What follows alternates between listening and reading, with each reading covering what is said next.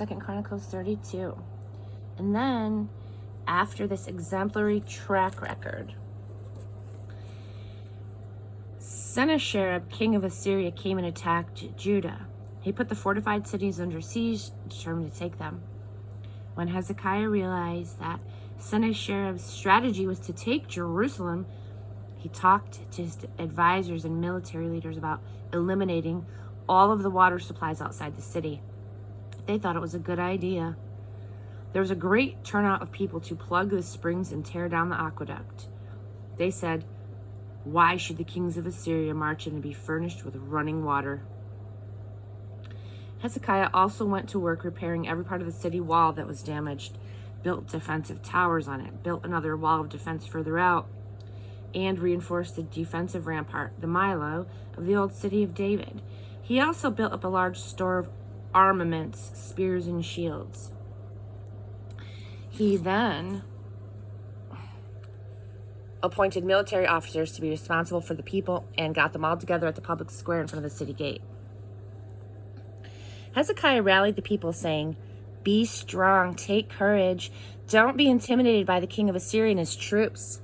There are more on our side than on their side. He only has a bunch of mere men. We have our God to help us and to fight for us." Morale surged. Hezekiah's words put steel in their spines. Later on, Sennacherib, who had set up camp a few miles away at Lachish, sent the messengers to Jerusalem, addressing Judah through Hezekiah. A proclamation of Sennacherib, king of Assyria. "You poor people.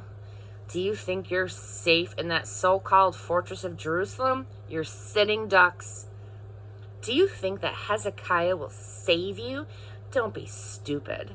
Hezekiah has fed you a pack of lies. When he says God will save us from the power of the king of Assyria, he's lying. You're all going to end up dead. Wasn't it Hezekiah who cleared out all of the neighborhood worship shrines and told you there is only one legitimate place of worship?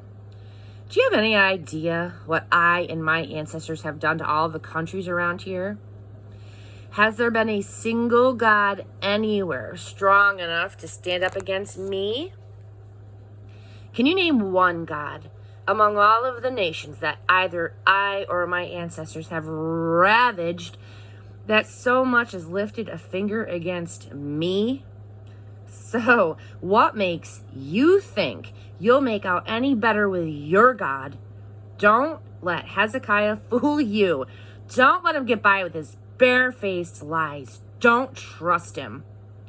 No God of any country or kingdom ever has been one bit of help against me or my ancestors. What kind of odds does that give to your God?"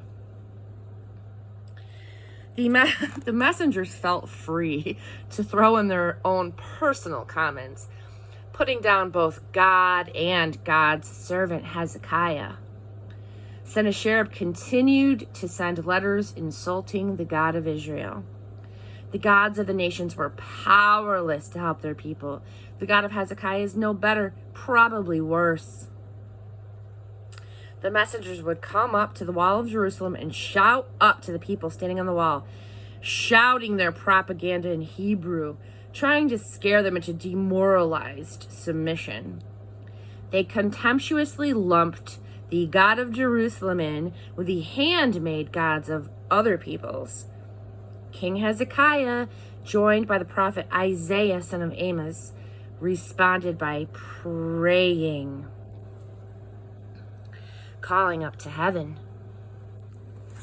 God answered by sending an angel who wiped out everyone in the Assyrian camp, both warriors and officers.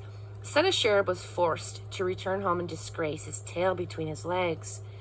When he went into the temple of his God, his own sons killed him. God saved Hezekiah and the citizens of Jerusalem from Sennacherib, king of Assyria, and everyone else. And he continued to take good care of them. People streamed into Jerusalem, bringing offerings for the worship of God and expensive presents to Hezekiah, king of Judah. All of the surrounding nations were impressed. Hezekiah's stock soared. But sometime later, Hezekiah became deathly sick. He prayed to God, and he was given a reassuring sign. But the sign, instead of making Hezekiah grateful, made him arrogant.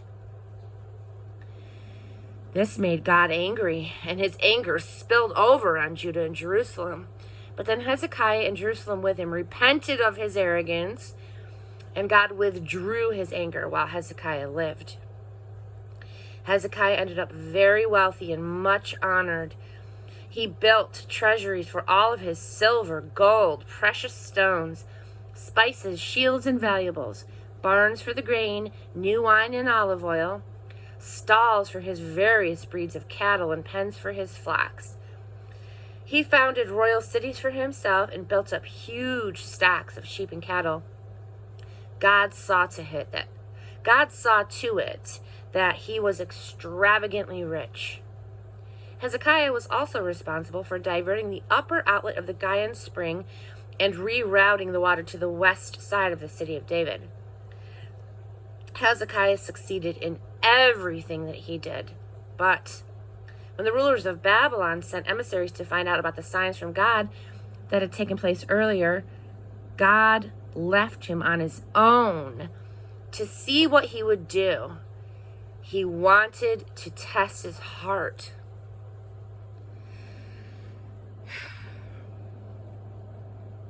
The rest of the history of Hezekiah and his life of loyal service you can read for yourself. It's written in the vision of the prophet Isaiah, son of Amos, in the royal annals of the kings of Judah and Israel. When Hezekiah died, they buried him in the upper part of the King David cemetery. Everyone in Judah and Jerusalem came to the funeral. He was buried in great honor. Manasseh, his son, was the next king.